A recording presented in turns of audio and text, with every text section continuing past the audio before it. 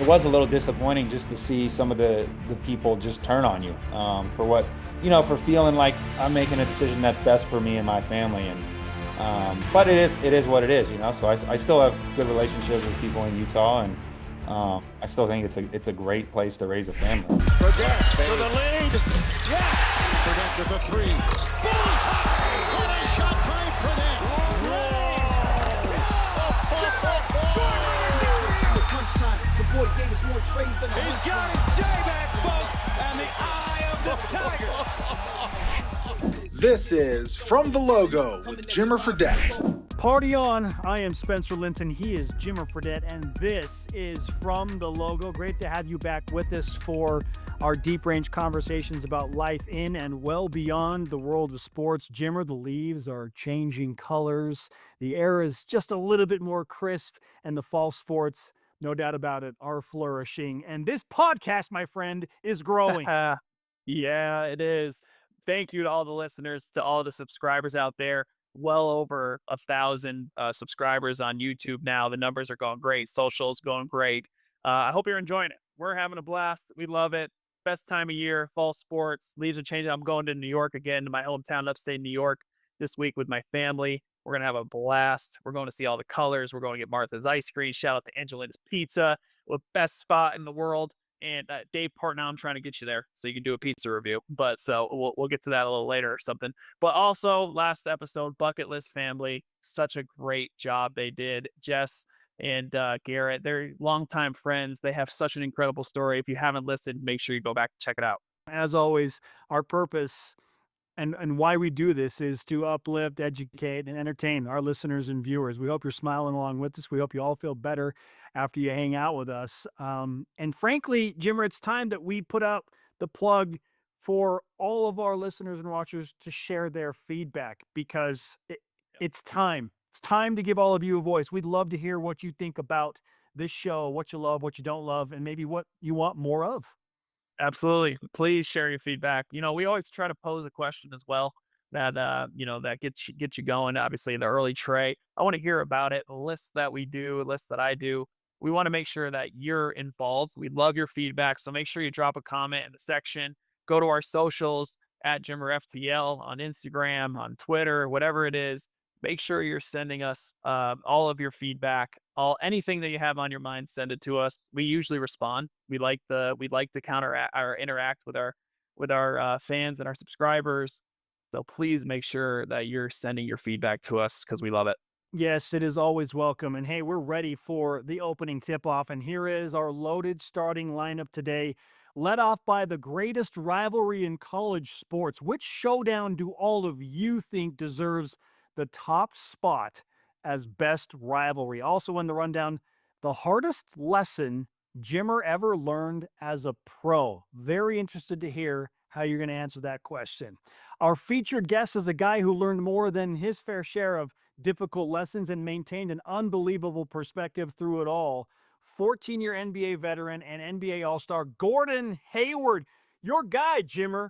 Just a couple of guys doing their thing in March Madness and back-to-back years into the NBA. He has an unbelievable story.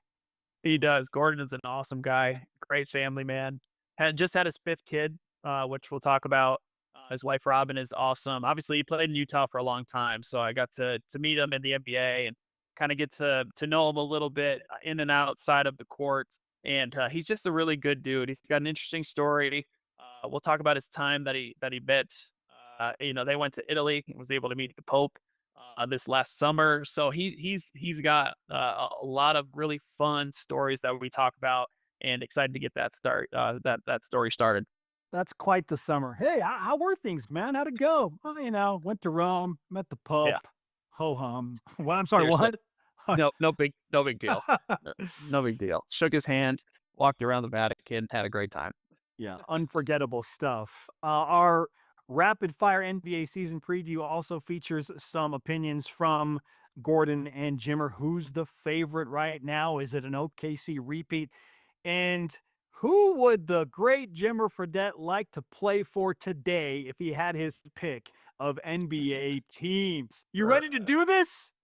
Let's go. Shoot your shot, as you say. Let's go. Yes, Jimmer ready to shoot in the early tray. And our first topic enters the chat from our subscriber comments. It comes in from at CCatL5478, who says, in reference to the premium tickets he would choose based on our multiple choice question last week, we threw out 5 different options. You can go to the World Series. You can go to an NBA season opener, maybe with a ring ceremony. You can go watch your favorite NFL team on Monday Night Football, NHL season opener, or your favorite college football rivalry game, all things that are happening in the fall. And our subscriber, CCatL5478, says, I agree with Jimmer. Give me Ohio State, Michigan. Our family lived in Columbus, Ohio, and football is king out there. That has a real case to be the greatest rivalry in college sports. It absolutely does. It has a real great case. I think that it would be incredible to go to that game. That's why I picked it. There's obviously some amazing other rivalries out there. The Red River Shootout, Oklahoma, Texas, Auburn, Alabama, BYU, Utah. Obviously, people that are in the West Coast know about that. UCLA, USC. There's some great rivalries out there. But Spence, can I tell you what the best rivalry in all of college sports is? You going on record with this? I'm going on record with this. Can I tell you? Yeah, please do. It's Duke, North Carolina. How did I know Duke, this was going to be North basketball Carolina. related? I don't care if it's basketball related or not.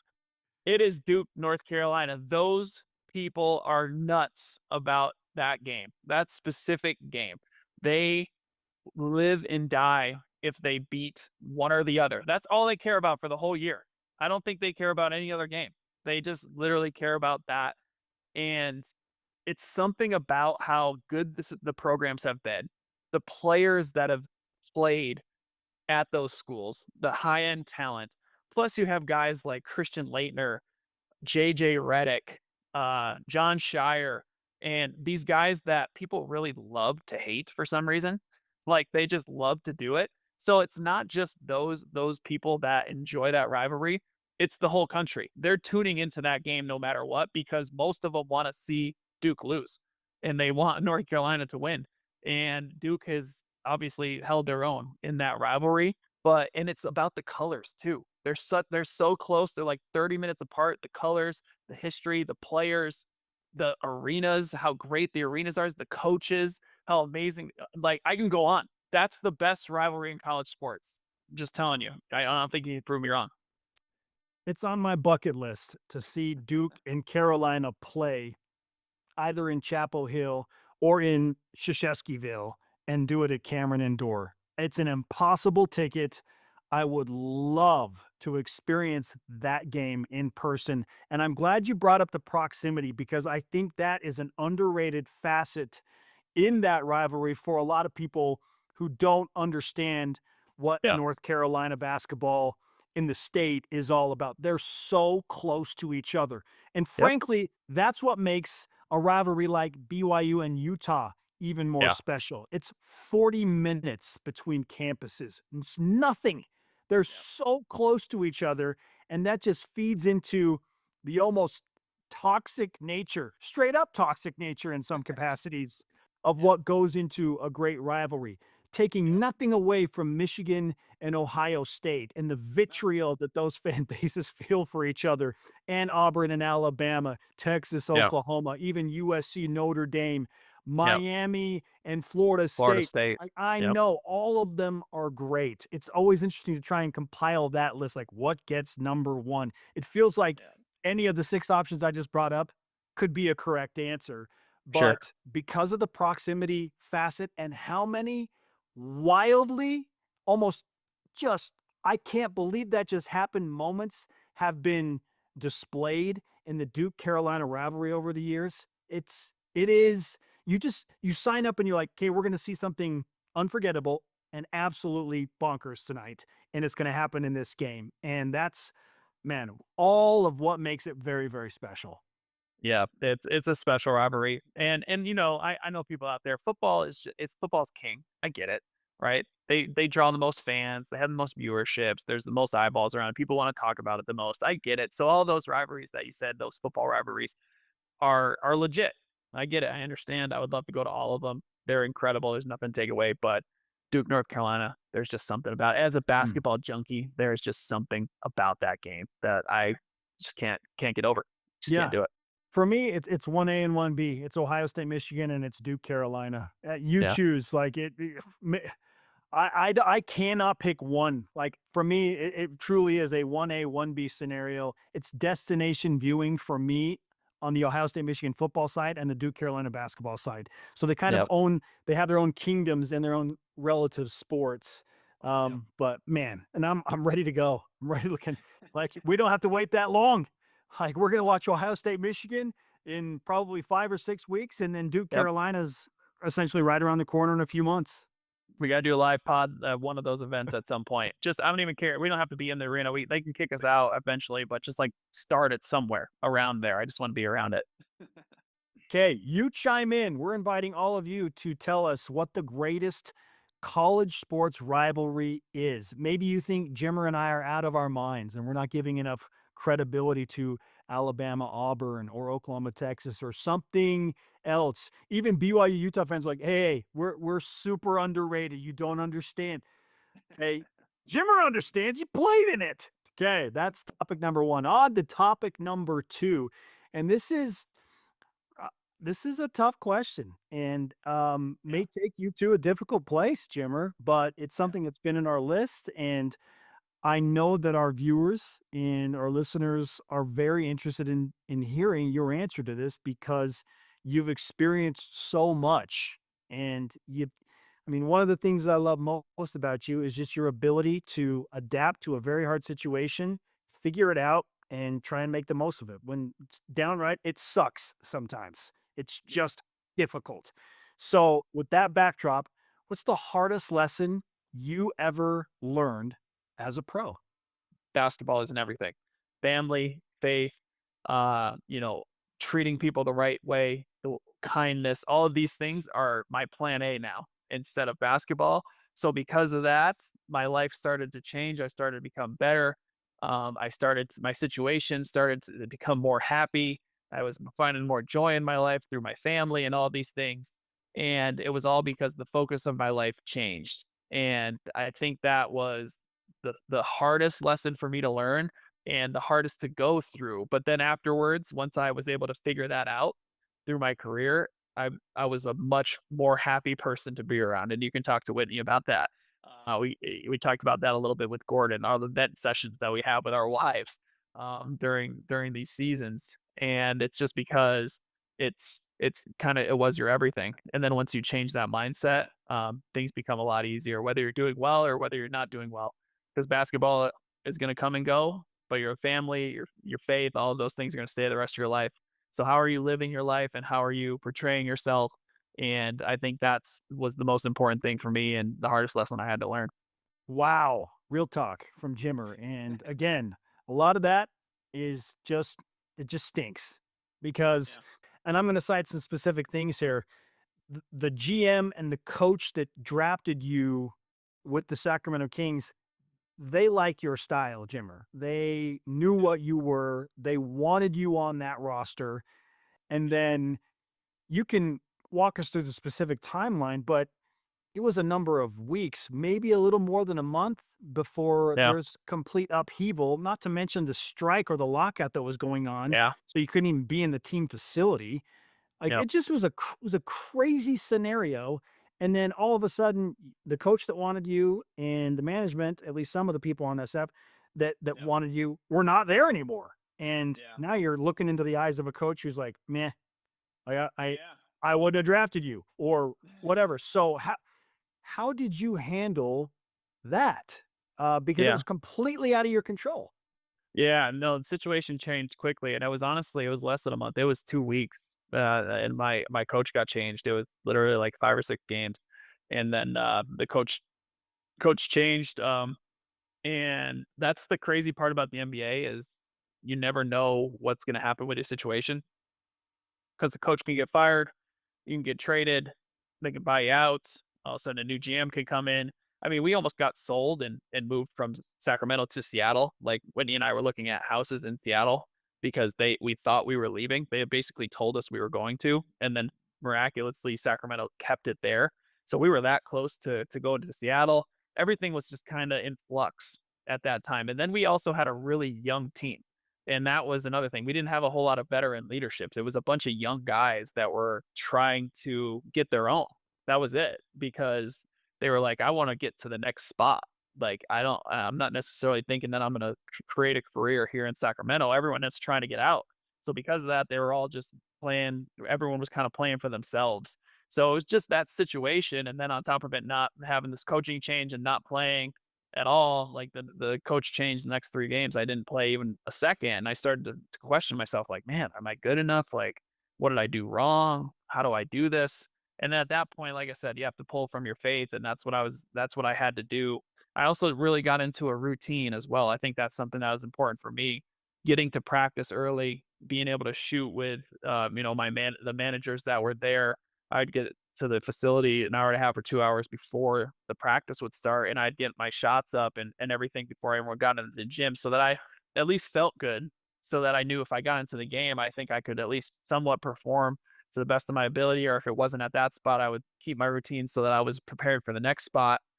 So having that faith to make sure that I could pull from it, and then also having a routine every single day that helped keep me mentally and physically in shape, so that when I got my opportunity wherever that was at, I was able to perform. So I think those were the biggest things to be able to do during that situation. Okay, we're gonna get to our third item in this early tray, and it has been it's been loaded. Man, so many good tidbits in here. But this is our rapid fire NBA season preview with you. We're gonna do the same thing with Gordon Hayward in just a few minutes. I just asked you which teams in the NBA would have fit your game the best back in 2011 when you were drafted. What Yep. about right now?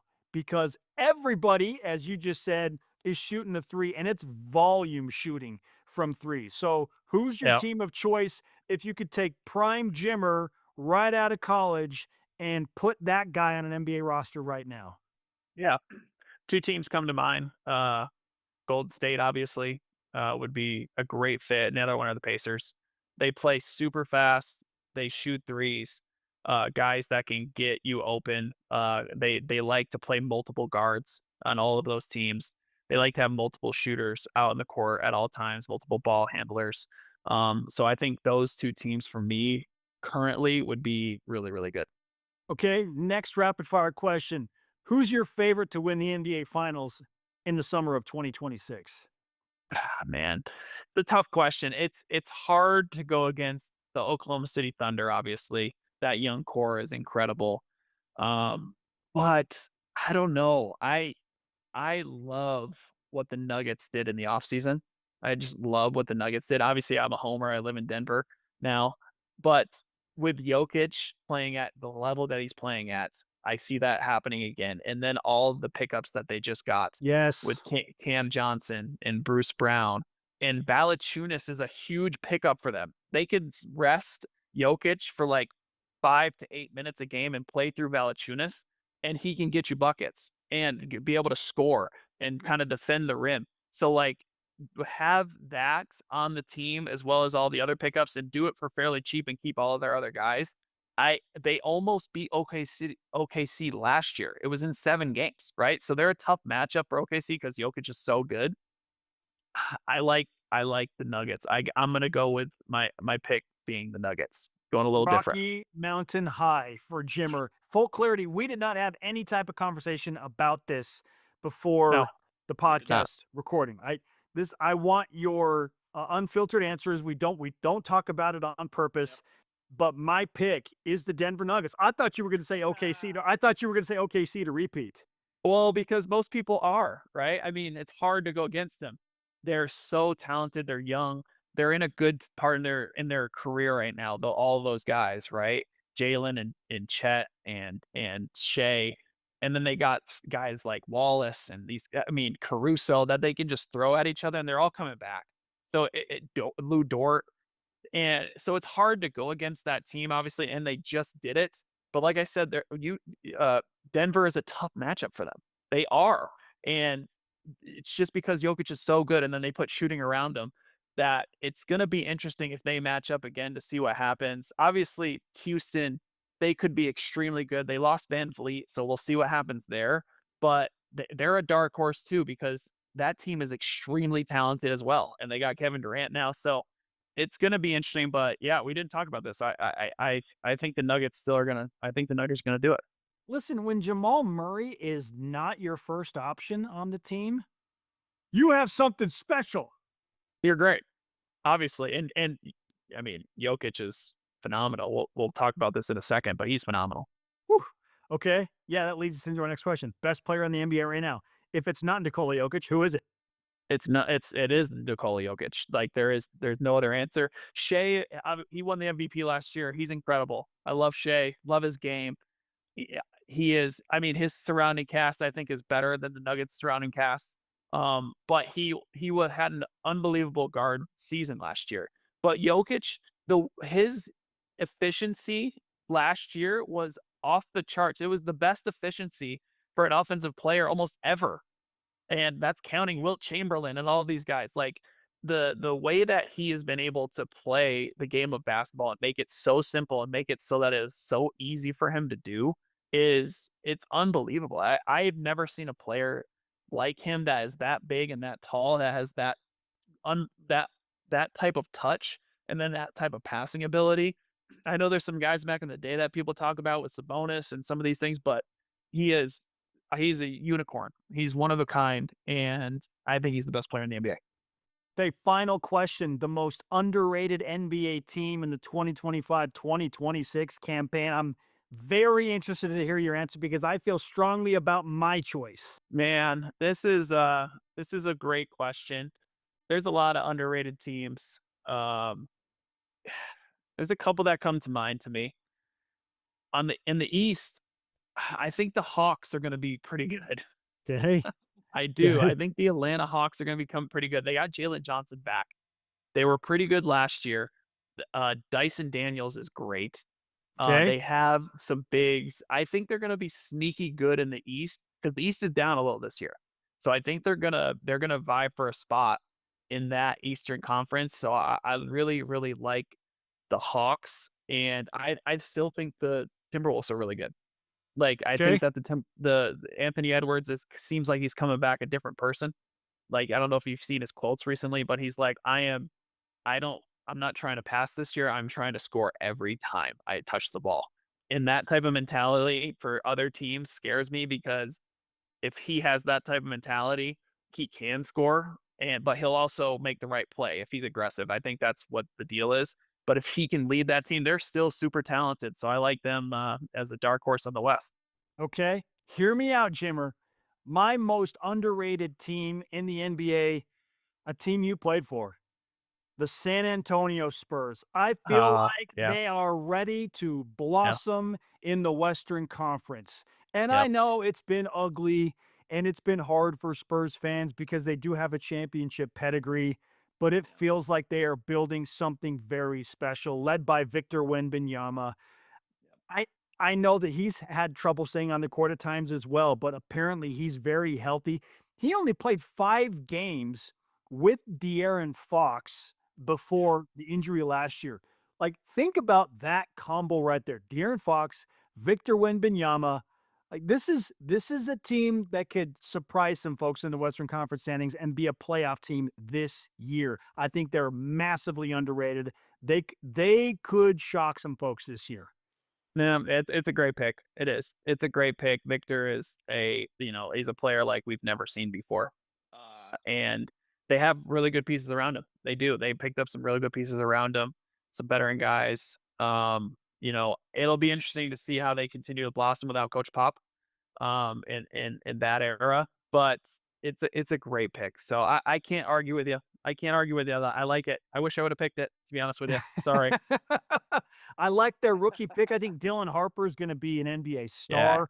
They added really Kelly Olynyk, who's that veteran presence. Yeah, I love Kelly. Like the love Spurs, Kelly. Man. Let's go. They got a chance. They got a chance. Just make the playoffs. It's better. I think the NBA is better when the Spurs are good. Sure. And I feel the same way about the Knicks in the East. When the Knicks were it was exciting to have the Knicks be good and in the playoffs last year. Loved it. Like, love absolute. The Garden is Oh, a Garden in the playoffs. come I on. don't care if you're at the game, even just watching it on TV. It's Electric, magic. Yes. electric, and I'm glad that they're good. And I hope that they have a great season this year. That was a lengthy but downright awesome edition of the Early Trey. And again, Jimmer, awesome that you are willing to answer those tough questions. Yeah. Things that I think sometimes I think your fans are a little afraid to ask you about because it's almost Yeah. like they feel like they're walking on eggshells. But you ready, man? You like you said, you're ready Oh, to shoot. hey, we're gonna be. I'm an open book. I'm gonna be talking about all the stuff. So if you have questions for me, hit me up. I'm telling you, put it on our socials. I'll answer it. Let's go. And we're going to take our first time out. When we come back, NBA All-Star and 14-year NBA veteran Gordon Hayward gets the full court press. He discusses his recent religious enlightenment, life in NBA retirement, and the real story behind his decision to leave the Utah Jazz for the Boston Celtics. Don't believe everything that's on Twitter, people. From the Logo continues after this. If you or your business are looking to reach a wide audience, From the Logo with Jimmer Fredette will help you reach your goals. Whether you're interested in title sponsorship, segment sponsorship, or product placement on the podcast, email us at jimmerftl@gmail.com and let us help you shoot your shot.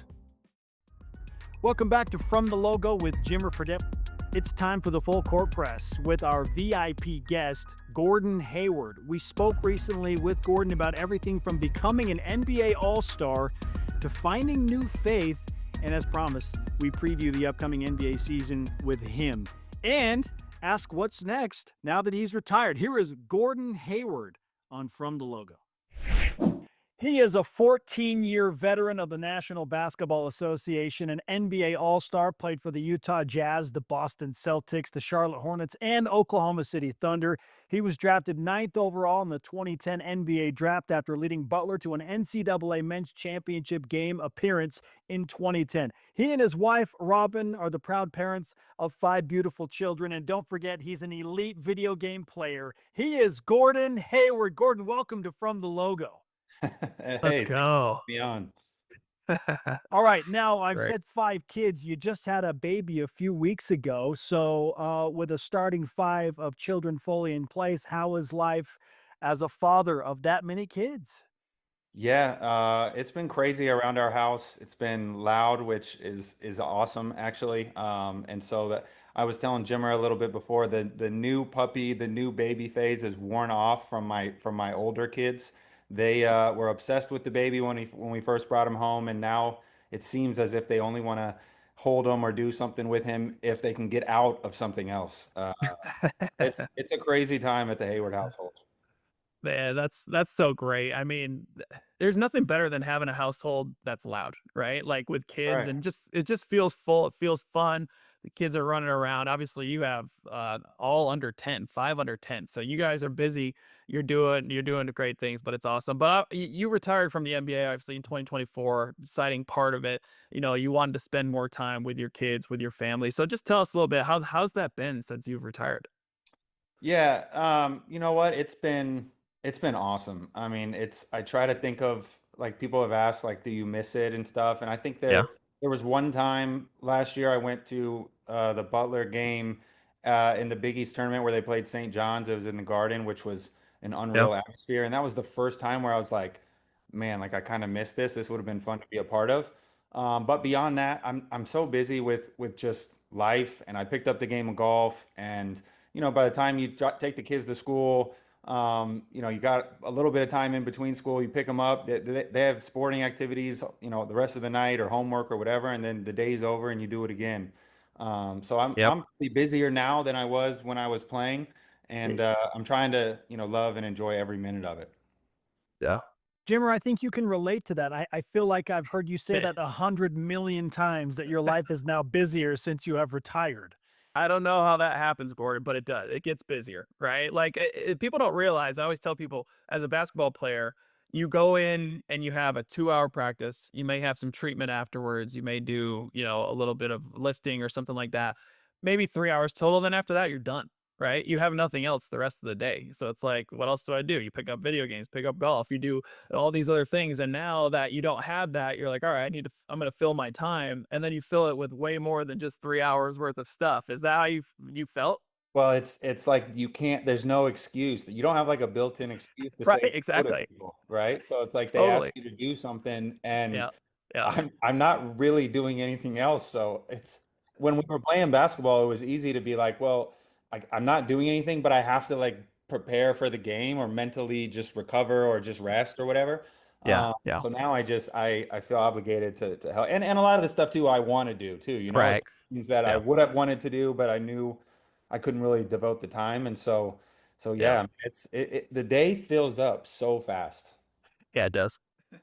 Gordon, you mentioned you picked up the game of golf. Just out of mere curiosity, how is your golf game at the current time?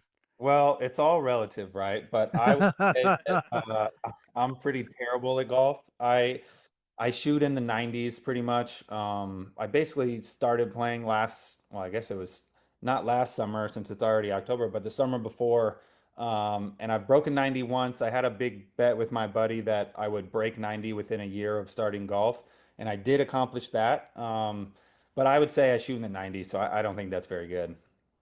We're there with you, Gordon. We're both not very good at golf, so we understand. It's very frustrating because, we play This. basketball our whole life and you're Yeah. reacting and dealing with all these moving parts. And it's like, Yep. the ball's sitting there every single time. It's not moving. You know what I mean? And No.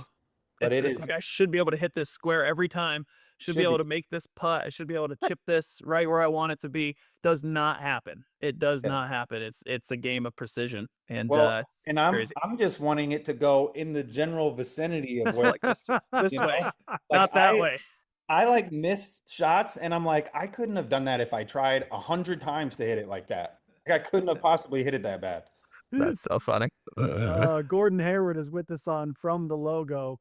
Um, Looking ahead to what basketball has become and the NBA, and we'll get into some more of your past and your evolution through the NBA as well. But just as you look ahead, what's the most exciting part of how the game is evolving right now?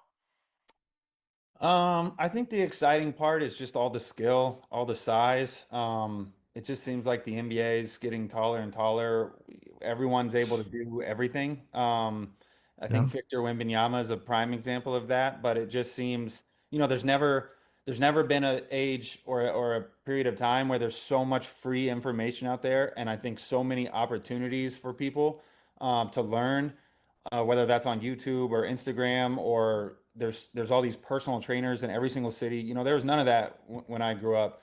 And I remember watching the Pistol Pete VHS tape, but like it's so readily available. I think kids are specializing so early. So everyone's skill is just on another level. And so that's really fun to watch. And obviously the game has moved further and further out too. So there's more and more three-pointers, which I think we could argue whether or not that's good for the game or not. Right. But certainly it makes for more skillful plays and skillful highlights. Yeah, and for guys like me, we basically have no chance anymore, right? It's 6'2", not super athletic. I mean, still being able to shoot the ball, that does help. I will say Yeah, that. That Dimmer, does help. People love that. Dimmer, I think no matter where you go, you can always play. My dad used to say, if you can shoot, you can play. So That's they would exactly always right. find a spot for you. That's exactly right. And you might have to I move agree it with that. back though. You're gonna have to I move just it got, back that's the like thing. further and further. I was pretty far back, but I still got to keep going further and further so that Victor arms can't block my shot. But that's great. I want to ask something quickly about this past summer that you did that I found was very interesting. We've heard about some of the faith that you've kind of fallen into, and you were able to go up to Italy and actually meet the Pope, which is incredible. And I just want to hear about that experience. Yeah, so man, it was pretty unbelievable, the whole story and how it all took place. I grew up Lutheran, so it's not like I wasn't a Christian or anything like that, and my family was really involved. But my wife's family was Catholic, and so we were married in a Catholic church, and I agreed to kind of raise my kids Catholic. And then I had so many conversations with priests or her family, and was really intrigued about Catholicism, and it's really not that far off from Lutheran. There's obviously some major differences, but once I just retired, I decided to. I told Robin when we got married, like I don't want to just become Catholic just to do it because you are. I want to believe it for myself. And so when I retired, I felt like I had the time to kind of dive into that. And Joe Missoula, his childhood priest, we got connected obviously through Joe, and then we kind of started doing like Zoom lessons, and really just I dove into the Catholic faith, and he kind of won me over. I think the Eucharist is what really won me over. And so then he was like, "Hey, wouldn't it be cool to get confirmed in Rome?" Mm. And he was like, "I'm going to be there, these dates." And I was kind of like, "Yeah, that would be awesome." And so Yeah. we went over to Rome, and I chose the Catholic name Sebastian, and I got confirmed in the Catholic Church where Saint Sebastian was buried or is buried. And I think the Vatican found out about that, and this year, the year of 25 is the year of Jubilee. And so they were doing a bunch of events. The Vatican was putting on a bunch of events, and they asked me to come over for the Jubilee of Sport and to talk about kind of how sports is connected with faith and how it brings people hope. And so I was like, yeah, this is a once in a lifetime opportunity. And they kind of were like, by the way, you'll be able to do mass with the Holy Father. And at the time, it was Pope Francis, and so we didn't know what was going to happen. And then when he passed, it was kind of like maybe that there won't be a pope, but the timing of it worked out really well. And so yeah, so after the event, was able to go meet Pope Leo and shake his hand, and he knew that I was from Indiana, which was cool. It was very brief. He kind of like shakes Yeah. your hand and say a couple words, and then all right, on You're to off. the Yeah. Yeah. but it was an unbelievable experience. I mean, obviously once in a lifetime, and so grateful. Incredible. Gordon Hayward recounting a trip to Rome. So, full clarity, I was in Rome for the first time in early June and seeing Wow, the Vatican and going through the special door that's only open once every 25 years at St. Peter's Basilica, that's right. and the overwhelming amount of faith and hope that I felt from people there, many who had just made like this pilgrimage, like who had saved their life savings to go and walk through this door and see this stuff. It was eye-opening to say the least, Gordon. So, of all the buildings and things that you saw in Rome, whether it's the Sistine Chapel or St. Peter's Basilica, what one impacted you the most? Man, that's a good question. There's so many, as you know, probably, I'm sure there's so many different amazing buildings within Rome. A lot of the unassuming ones too that are just kind of like old and dirty on the outside, and then you walk in and they're beautiful. I always tell people if you've never gone to the Basilica, the St. Peter's Basilica is one of a kind, and arguably from a monetary value standpoint, probably the most valuable building in the world. Just the amount of stone, the gold, the sheer size of it, the rare marble. I mean, it's incredible. And like you said, you feel this power there Mm. from all the believers. And so I mean I would recommend to everybody going and seeing the basilica. But there's all kinds of other ones there too that are really cool. I'll tell you a funny quick story. The first time we were in Rome, we took my two older kids, and they were, I think, 9 and 8 at the time, so really not that interested, and kind of were complaining that they were bored and stuff, which was a little bit disappointing. But hey, it's kind of the age. And there's these steps, the steps that Jesus took when he went to go see Pontius Pilate, that Constantine's mother brought back to Rome. And we went to go, I was actually convinced by my daughter Charlie to go walk the steps because you can go and see the steps and you can actually go up the stairs. And we get there and you can only go up on your knees. And I mean, they're like hard steps. And so I'm like halfway through just dying. And I was fine just going in and looking at him, and Charlie's like, no, no, we got to go up these steps. And so we start to go up, and I'm just every step. I mean, Jimmer, you can imagine like our knees from basketball. It's just killing me to go up on my knees. And I finally made it up, and we get out, and Charlie, who's I didn't, she turns to me and she's like, Dad, I didn't think you were going to make it. So halfway through, I just prayed to Jesus that you're going to make it to the top. That is which was great. which was Uh, cool coming from her. I mean, it was so cool. yeah. Yeah, that's a great story. It's hilarious. Anything that has to do with knees with basketball players, we are wusses about. I just That's will right. say that. Like anything, we're always complaining about our knees. You got knees. We got our ice bags at our knees every time after games, after shoot around. Like anything that has to do. So I understand that completely. That's hilarious. I love that story. I need to visit Rome. I haven't been to Rome. That's one of the places in the world that I have not been yet. So I'm putting it on my list. We're gonna get to Rome. I need to see all of the sites and everything. So you just convinced me on that. But Yeah. um, Whenever you go, you got to let me yeah. know. I got some good spots Okay. to go eat. I All got right. all the spots for you. That's So see, that's what I want really. I want the food. So there you go. all I right, got you I'm in. covered. Okay, sounds good. Let's do it. So now I want to, obviously I want to shift a little bit to basketball. I want to talk about what it was like to play high school basketball in Indiana. Right? Like that's just it's like Texas football, right? High school Right. basketball in Indiana. Let me hear a little bit about that. Well, I mean, I think you said it right. I think when I grew up, especially when I grew up, it was still single A basketball or single class basketball. I think they Yeah. changed that in 1998. So pretty early on, I was 8 years old at the time, but I remember vividly going to everybody in the town, going to the high school games on Friday night, and just packing it and watching the high school players and really just like worshiping those guys, just thinking that they're the coolest guys, just the high school players Yep. because I think that's just what everybody did. I mean, everyone had a hoop. There's not much else to do in Indiana, and so I think from a young age you just are like inspired to play and to kind of be like those high school players. And yeah, I mean, I think people from Indiana we just like to brag that we know how to play the right way. I think that's a staple of how guys from Indiana play, and I think it's just kind of a credit to the culture and just.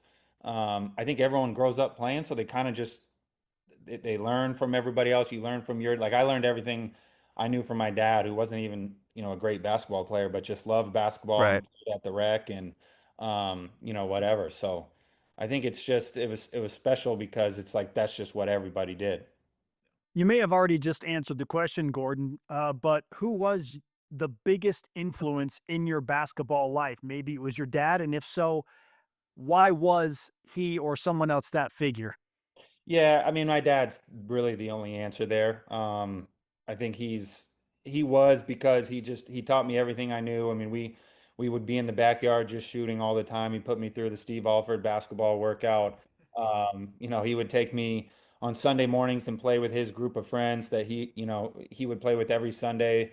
And I mean, yeah, man, I thank him for kind of just giving me that passion and helping me and teaching me so much.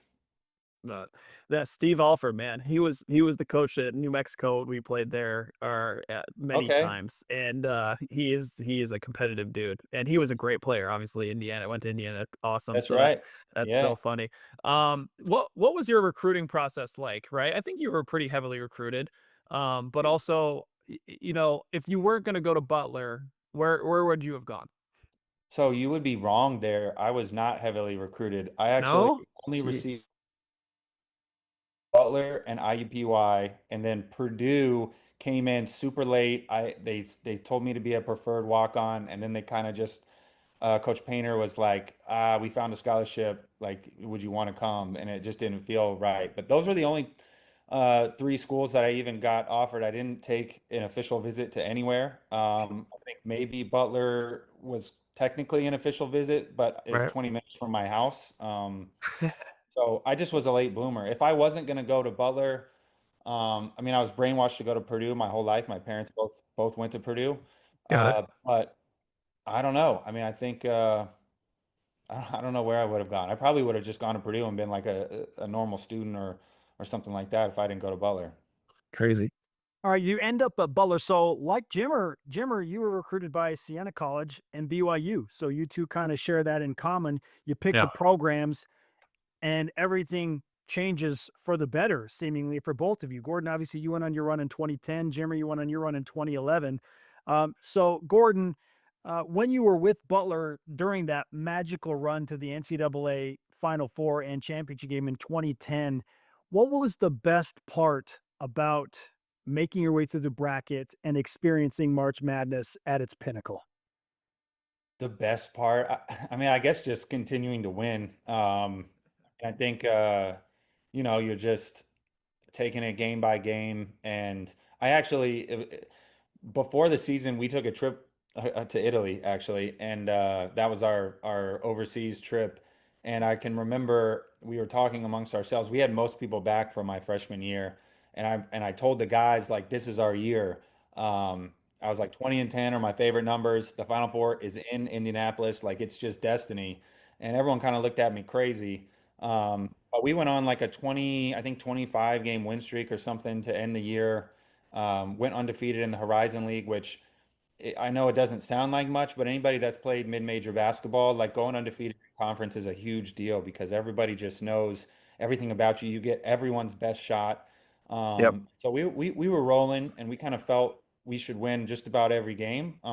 We were everyone thinks it was such a Cinderella season, which we were like I think we were preseason ranked 10th and then ended the season 10th in the nation. So it really wasn't like a crazy underdog story. I think the budgets were like obviously Butler's budget was way smaller than other schools, but um yeah, I mean I think also being able to go home and play in the Final Four was in Indianapolis was really cool as well. That had to have been super special, and it's one of the best extended mid-major programs run of all time, right? Because it wasn't Yeah. just that year. You guys did that for several years in a row, right? And Well, Shelton we Mack went and the guys afterwards, and like you guys yeah. were good for a long time. Well, the thing that I think was even more impressive is that we go to the national title game and then I leave, and then the very next year they actually didn't play that well. They actually, I think they had to they lost the Horizon League regular conference and had to win the tournament to get in, and then Right. go on another magical run and make it to the championship game again and Yeah. lost. That was Yeah. to Kemba Yep. and that Big East tournament run, but that to me was what was really crazy that they went all the way back after losing, a first round NBA player or whatever. I mean, that was what something that I think was really special. Yeah, it was. It was great. And I remember that was the year that it was my season. And we actually played against Florida in the Sweet 16 before them. And if we had won that game, we would have matched up against Butler in the Elite Eight, which would have been a really fun Well, matchup of mid majors. And I was hoping that was going to be I, the case. that would have been really interesting to see Brad try to take you out Yes. of the conversation. Brad He, was so good at doing that, but yeah. obviously you were unstoppable that year. And it would have been really fun to watch for It sure. it would have been. They would put Shelvin on me for sure, and then I would just told my guys to keep setting screens higher, like higher and higher, so I can come off and just I'm just pulling no matter what. He wouldn't have stopped me from shooting, that's for sure. Yeah. That's Yeah. I may not have made a lot of shots, but definitely wouldn't have stopped me shooting. But so just thinking, talking about national championship game. Can you take me through that last free throw sequence that you had against Duke? And did you think that shot was going in? And Oh how often man. Yeah, here I'm we so go. sorry to bring Bring it it up. up, right? I'm sorry to Uh, bring it up.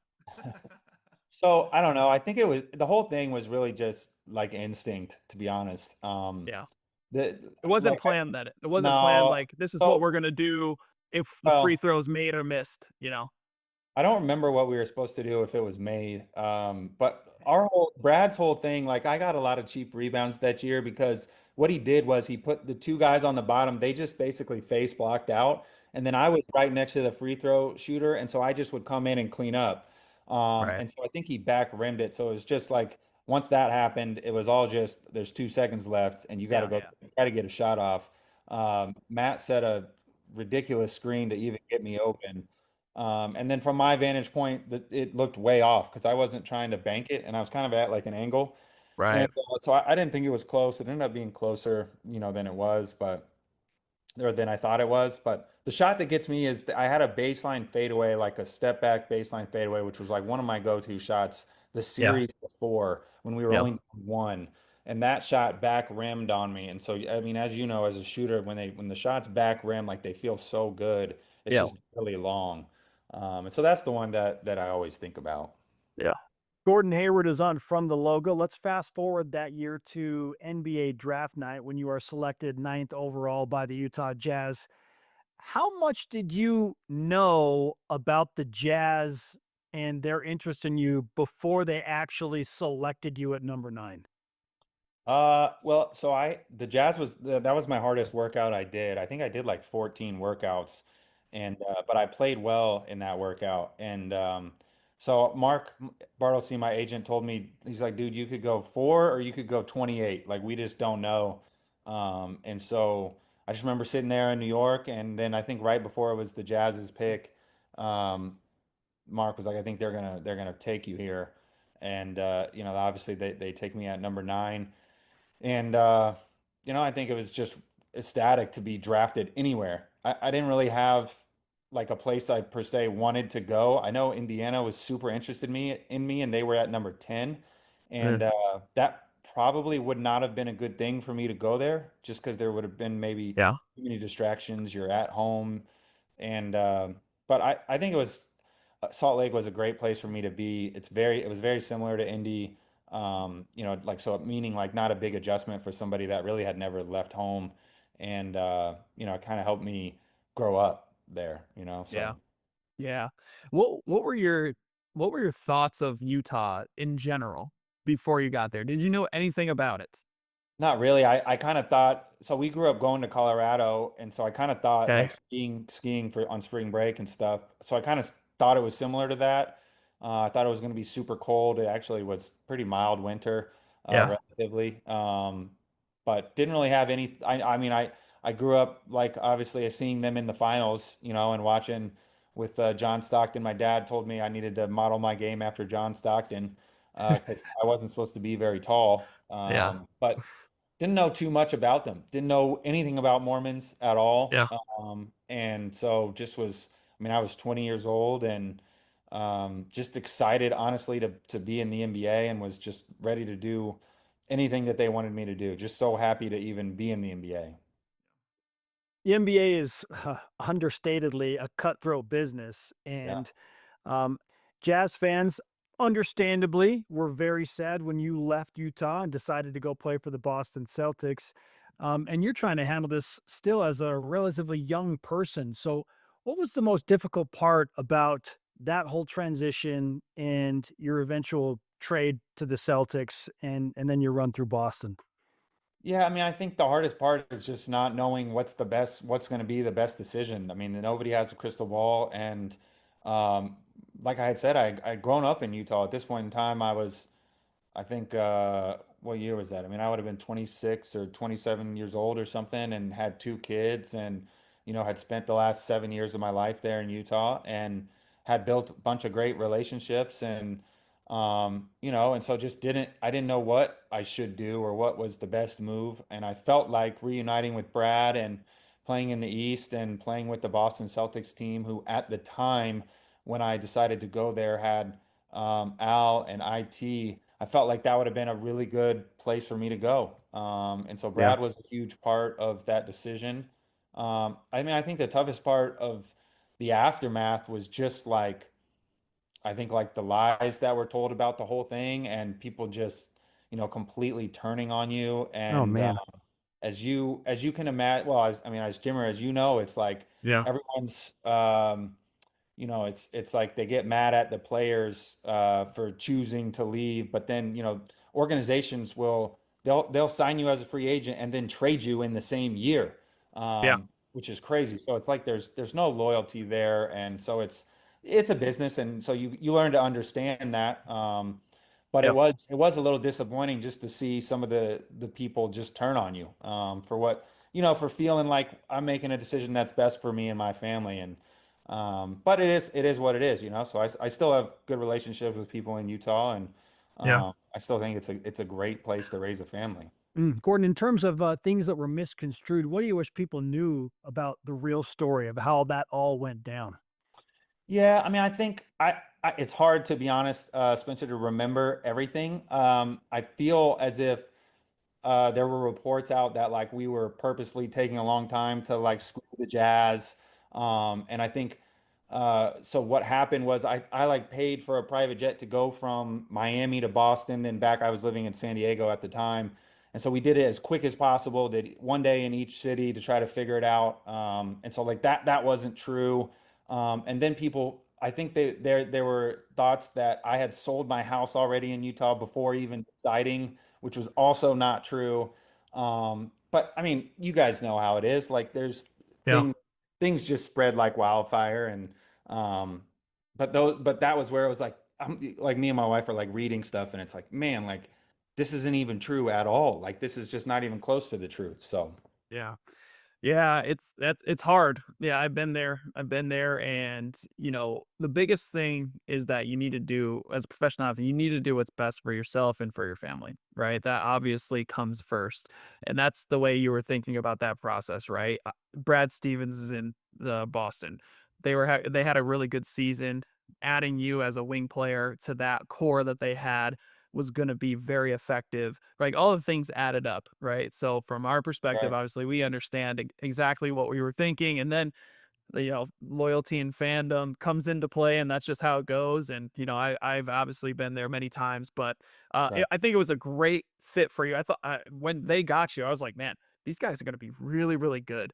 And then obviously 2017, that first game of the season, you just had a fractured and dislocated your left leg. What was going through your mind at that point as soon as that happened? Because I was watching that game live and remember yeah, seeing that. It was so early in the game, and I was just like, "You yeah, gotta be kidding me!" Just devastated, yeah. because it was such a perfect fit, and I was excited to watch that team that year. Yeah. I mean, it was devastating. I think that's a good word for it. I mean, I think just initially just not knowing like if you're gonna walk again, let alone like or run again, Seriously, like yeah, with how my foot was completely turned the other direction. And yeah, it's just probably changed the arc of my career and the path of my career. And so certainly disappointing. And you're right, that year, it was actually, I think maybe the following year, like on paper, our team was unbelievable. Like so good. for an NBA 2K roster, um, Yeah, we were incredible, and nobody knew how good JB and JT would become. yeah, But it was just one of those situations that it was just unfortunate and disappointing, surely.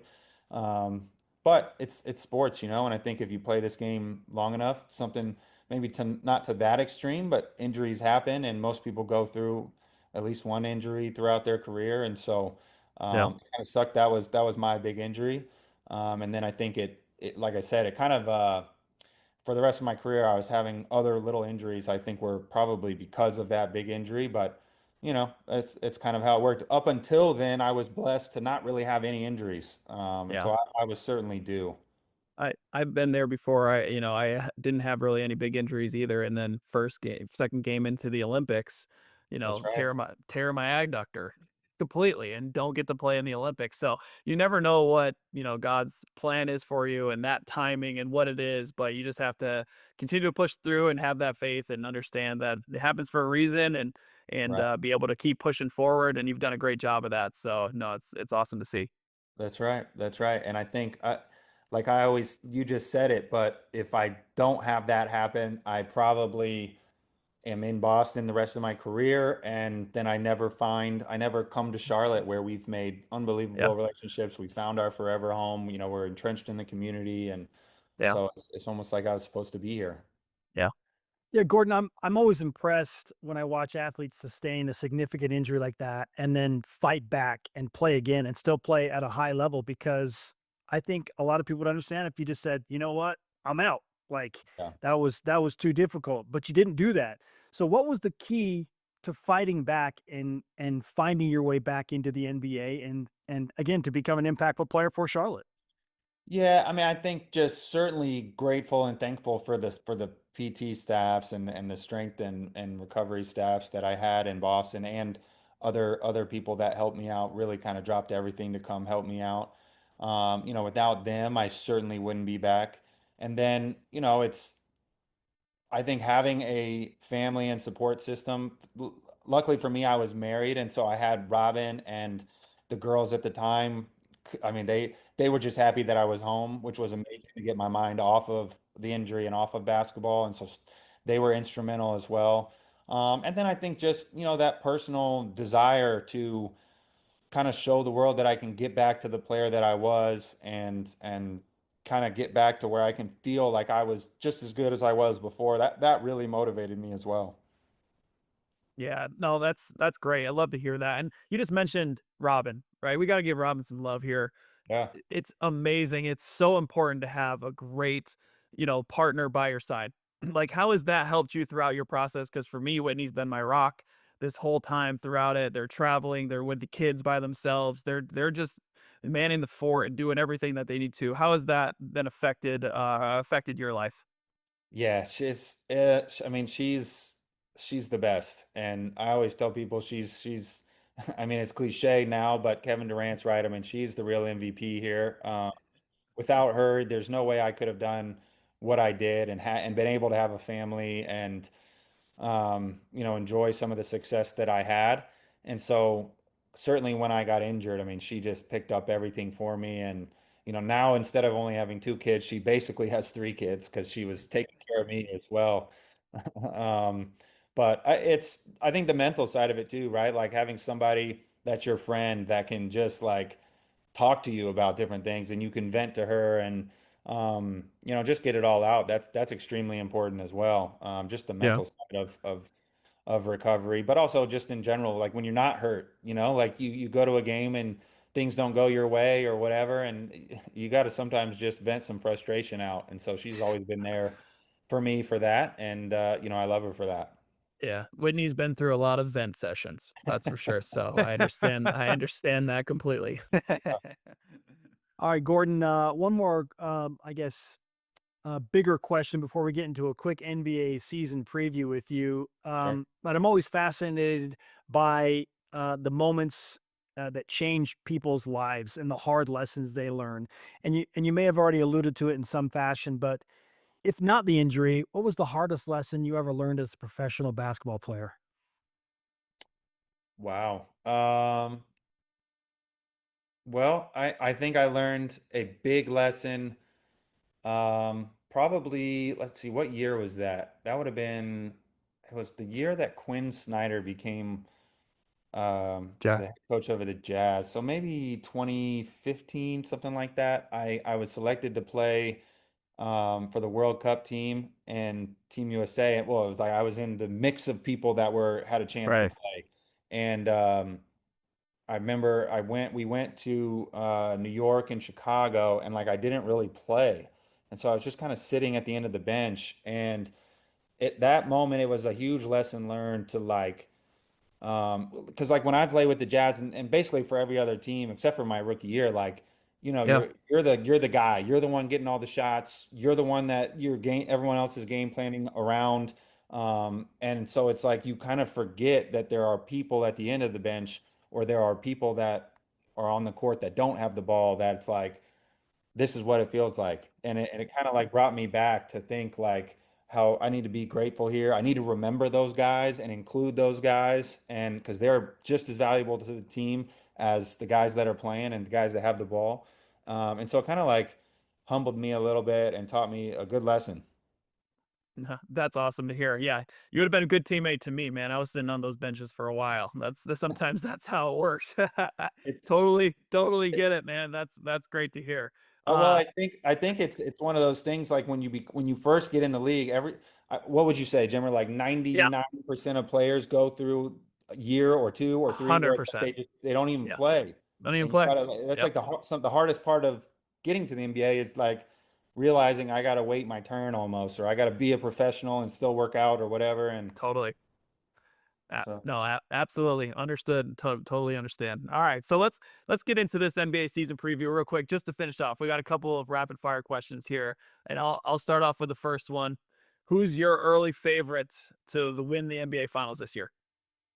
Probably the Thunder again. I mean, I think Yeah, they got just about everything that you would want in a team. They got a go-to guy. They've got other guys that can step up. Their defense is incredible. So, I mean, yeah. I think they got to be the clear favorite. Okay, Gordon, question number two. Who's your favorite player to watch in the league right now? Favorite player to watch in the league right now? That's a good question. Hmm. I like watching Austin Reeves, to be honest with Mm, you. I yeah, like watching players that are, and this is no knock on him, but players that are, or you, Jimmer, because you said this about yourself, players that are not as athletic or quick as other guys, but still find a way to like get yeah. buckets and impact the game. I think that is, I really admire and respect those guys. because I just think it just makes it so much harder when you're not like the fastest or the longest or can jump the. So I like watching Austin Reeves. His footwork is Yeah. it's really good. He's gotten really good at drawing fouls, which is a skill. So I like watching him. Yeah, you have to pay attention to details, right? You pay attention to the Right. details. You're really playing real basketball, and it's fun to watch. I always tell guys to watch guys like that. So, Yeah. all right, last one right here. Most underrated team in the league right now, in your opinion? Most underrated team. It's a tough one. There's a lot of good teams right There now are a lot of good popping teams, up. and it's hard to say like who's the most underrated. I would say Yeah. like the Magic maybe, although I don't know if Oh, they're I like that one. underrated, but Yeah. I think it's like their turn. Like they need to start showing Yeah. something here. Franz and Paolo are like what in their fourth or fifth or Yeah. sixth year of the league or whatever, and they just picked up Desmond Bain. So they finally have like a lethal shooter. Like they got to start doing it here, or else it's like what are we waiting on? Those guys are on the wing position. I don't know very many better duos than those two. They're both big, can handle. Yeah. Shooting is their biggest question mark, but that's what I would Yep. say. I'd say the Magic maybe. Okay, Great and then pick. final question, one that's unrelated to basketball, because again, I introed you as an elite video game player, and you are that. Like you've had your run with that, Gordon. What's the go-to I have. video game of choice for you and the Hayward family right now? Oh man. It's harder and harder for me to play video games these days. I would say I'm trying to get everybody to play Mario Kart. I like to think I'm pretty good at Mario Kart. We used to play Mario Kart on the plane in the NBA, and I would try to get everyone in Mario Kart. So It's Let's it's the go. it's probably the best game out there. So I'm right there with you. Like everyone can play. It's easy. It's it is fun. Like great top notch game. Love it. With top you. tier for sure. S tier. S tier. That's right. Gordon, we appreciate the time you spent with us on From the Logo, your perspective on faith, on family, and certainly your expertise in basketball and just the lessons we can learn from you. So thanks for hanging out with us, and we hope to do it again. Yeah, thanks guys. Anytime. Those conversations never disappoint. And I love how open he was about his faith and in his own way, the pilgrimage he took to Rome to meet the Pope. Jimmer, we got to get you to Rome, dude. I can't believe I haven't been to Rome. It's one of the places I haven't been, and I've heard it's incredible. So I need to get out there. I need to see the architecture. I need to eat the food. I do hear it gets hot in the summertime, so maybe a fall, springtime, trip to Rome. But I definitely need to get out there. I bring up Rome because when we return, you reveal the top 5 places you've ever visited in a unique open gym. Let's go. Are you ready for that? Man, I've been all over. Where's Jimmer? Not where's Waldo. Where's Jimmer been? And I'm excited to talk about it because I think number one will surprise some people. Ooh, that's what we call a tease, folks. From the Logo continues right after this with Jimmer's top 5 places he's visited. If you or your business are looking to reach a wide audience, From the Logo with Jimmer Fredette will help you reach your goals. Whether you're interested in title sponsorship, segment sponsorship, or product placement on the podcast, email us at jimmerftl@gmail.com and let us help you shoot your shot. From the Logo rolling on, and you've waited long enough for this week's top 5. It is the top 5 places Jimmer Fredette has ever visited. You are a world traveler and then some. My goodness, You've been to a lot of places. We chronicled not to Rome yet. We'll change that quickly. But of the places you have visited, Jimmer, count us down from 5 to 1. Your top places to see in this beautiful planet we live on. Yeah, this is a tough list. Been all over the place. Been fun to see so many different places, cultures, but I've narrowed it down to 5. I do have an honorable mention that I will mention afterwards because there are so many good places. I have to at least do that. Number 5, we're going United States, okay? But we're going to Kauai. Yeah, the North Shore in Kauai. I'm not sure if it gets any more beautiful. It is the Nepali coast. It gets the most rainfall out of any place in the world on a yearly basis, which is unbelievable stats. The Princeville area, and just where we go to Hanalei Bay, and you see the beauty there, and also my family vacations there, so it has sentimental value to me as well. It's an amazing place. So it has to be on the list, number 5 for me. Yes, Num Jurassic Park was filmed there for crying out loud, at least portions of the movie. lot of Jurassic Park, Pirates of the Caribbean had places there. Tropic Thunder had some places there. I mean, classics, classic movies, right? So, all right, number 4, we're going into Spain, Madrid. I had a great experience in Madrid. It's it's one of those places that has some energy, kind of like the energy, a little bit of energy like New York City. The food is awesome, very a lot of history. It was just a really fun time in Madrid. I just had a great experience. I love the city. So that's my number 4 of places I've been. Number 3 is Singapore. Ooh, Singapore is extremely clean, extremely clean. It's its own little spot. The airport, if you've ever been to Singapore airport, it is probably the best airport in the world. It is very cool. It's got like a waterfall that flows through it. And you walk into Singapore, it's just like paradise. They have awesome food. It's a very international place. It's kind of a hub for, finances. So it is a very international. You can get anything you want there. A lot of foreigners, yeah, a lot of locals. They have like this beautiful pond with a ton of architecture around it that's man-made. Just an awesome spot. So that's my number 3. Number 2 is Amsterdam. For some reason, I like cities that where in the fall time it gets a little cold, yeah. and the leaves change. And I was there during the fall time, and I'm sure that's part of it. But the river that runs through the city, the food was great. There's just a lot to do in Amsterdam. Very international city as well. A lot of diversity, so you can kind of get a little bit of everything. So I just had a great time in Amsterdam. Did you ride a bike there? Of course. I mean, you almost get hit by bikes as you're walking. Like if you're not careful, you'll get hit by a bike. That's absolutely true. So yes, we got on a bike. We also get on those little scooters, the Lime scooters. If you ever had those, we got the Oh app. yeah. In Europe, it's the best way to get around. We throw it on. We got the app, and literally our team would 3x3 team would drive to these tournaments on our Lime scooters with our backpacks. It was amazing. Amsterdam's number 2. Number 1 on the Here we list. go. It's New York City. I don't care what anyone says. I love New York City. Best food out there. The energy is like no other. You could do anything. It's beautiful. Central Park, you can see some of these sights. You can go to a Broadway show, you get a slice of pizza, then you can go and just go to go down to Levain Bakery and get one of the best cookies in the world. I mean, it is my favorite city. I've been a lot of places. I can't beat the energy of New York City. Every time I'm there, I'm fired up. I just absolutely love being there. And it's my number 1 place that I've ever visited. And I don't care. I'm sorry. A lot of people probably don't like that, but it's my number 1 place. So typical New York guy. Uh, No, I yep. I don't. I'm not apologizing for it either. I'm just not. I mean, I kid. Typical, but I kid. You get no complaint from me. New York City is, until you've been there, it's hard to explain the energy that Yeah. truly resides and exists in that city. Yep. And like you said, it's just so diverse within Yeah. this. I mean, it's crazy that Central Park exists where it does.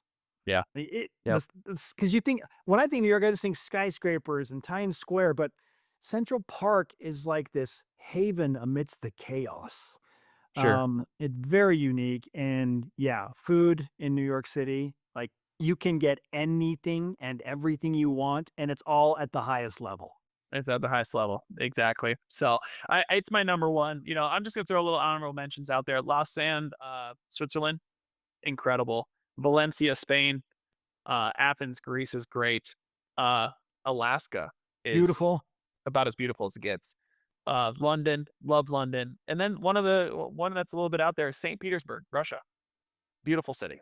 Beautiful city. So those are some honorable mentions, but there we go. There's my list for today. I love it. All right. If you would like to submit questions to Jimmer or our guests or to me, it's pretty simple. Follow us on our social media accounts at Jimmer FTL, whether that's X, Instagram, obviously YouTube, TikTok. That's how you follow, and you can interact with us through those social media platforms. Ask away. Like Jimmer said, if you ask it, we will answer it. Let's It's go. Make it's sure you do it. pretty use the hashtag simple. use the hashtag OpenGymFPL as well. Post on our socials. We want to hear from you guys. Okay, as we wrap up, the 3x3 update is delivering today. Why does the coin toss matter so much? And is there overtime? Answers next when From the Logo continues. If you or your business are looking to reach a wide audience, From the Logo with Jimmer Fredette will help you reach your goals. Whether you're interested in title sponsorship, segment sponsorship, or product placement on the podcast, email us at jimmerftl@gmail.com and let us help you shoot your shot. Fourth quarter time on this edition of From the Logo. Yeah, hold it up. Let them know. It is our USA Basketball 3x3 update. GM Jimmer is back with the latest and greatest on the drive to gold for Team USA in 2028. Recapping his teams across the globe, plus your weekly rule and insight into the game to get more acclimated with one of the newest and fastest and frankly popular Olympic sports. Okay, Jimmer, what would you like to discuss in the world of 3x3 basketball today? All right. Well, first, our guys in Miami, they were out in Taiwan just recently, and they were in a challenger event, and they took third place, which means that they were able to qualify for the Masters. Right? Remember, last time we talked about the top three getting out there, and they made it in the top three. Right? Obviously, they didn't win. They won their last tournament. This one, they came top three. They're doing great, but they made it to the qualified for the Masters. Want to give it up for my guys in Miami, obviously. So now what we're going to talk about, coin toss overtime rule, right? So literally in every game, before you play, they have the ref come out and you actually do a coin toss for who gets to pick to get the ball first. Okay. So they do the coin toss, put it on, and then whoever wins the toss gets to choose if they keep the ball or if they defer it and give it to the other team. So there's a debate here, okay? Because the whole point is if you take the ball first and you play and the game goes to overtime for some reason, because there is overtime, that in overtime, the team that did not get the ball first gets the ball in overtime first. Oh, And the overtime rule is the first to score 2 points wins. It's no time. It's literally the first to score 2 points, right? So to have the ball first in overtime is a big advantage because if you hit a 2, the game's over.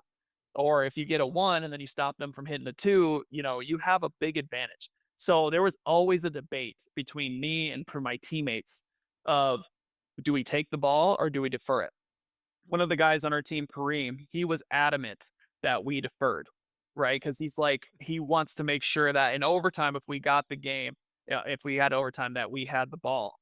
And I honestly was like, no, I want the ball first. I do not want to start on defense. I want to start scoring and putting it to them right away, hitting the 2, doing whatever, and then getting a stop and then doing it again. I'm like, I want to make sure that we have that advantage first, right? So that's the debate. I can see both sides of the argument, but for me, I always wanted to take the ball because do you know how many overtime games that I played when I was in 3x3?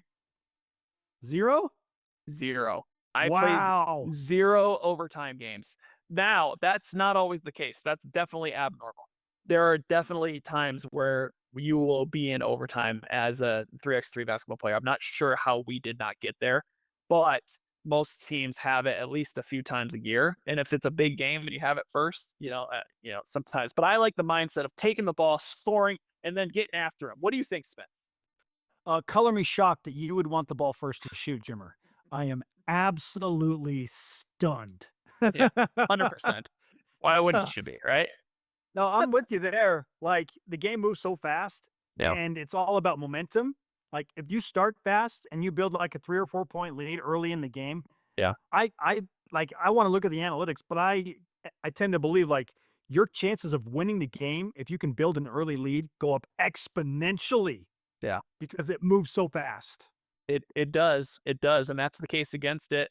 Our case for, taking the ball, and then obviously if you don't start fast and it's close and then you get to overtime, and you're like, "Dang, I didn't take the ball." Yeah. And now so I could see both sides, but we almost deferred every single time just because of that's he was Kareem was super out about it, and we were on board with it. We knew like, hey, let's just try to get a stop first. I was like, just let me sit out first, then you guys play defense, and then I'll come in at the break, and then I'll come back in later. I'm totally fine with that. I don't Yo, care. I'm gonna sit out for the first few points, guys. When you guys are done Uh, playing yeah, defense, I'll be in. I'll get in for you. fresh legs. I'm gonna come in, knock down a 2. It's Yeah, all good. exactly. That's So that's the debate. I want to hear from everyone. What do you think? Would you take the ball or would you defer? Let's hear it. So oh, great stuff. Now just how do you get to overtime? Clock runs out yeah. and you're So tied. Simple as clock that. runs out and you're tied, right? So it could be 18-18, could be 19-19. For if you get to 21, obviously you win. So it Game's over. has to be below that. So it's has to be anything below that, and the time runs out, and then at that point you go to overtime. Yeah, I know that seems like a dumb question. Like, how do No, you think they get to overtime, you idiot?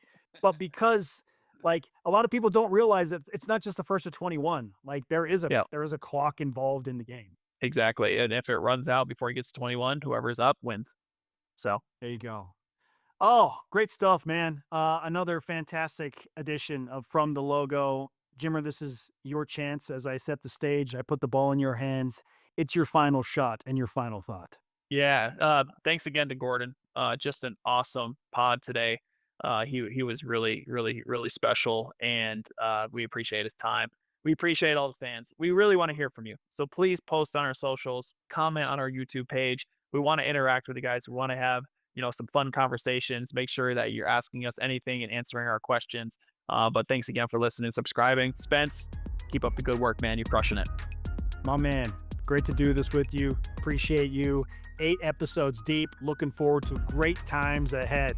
And a reminder to all of you, shoot your shot in life. We'll see you next time.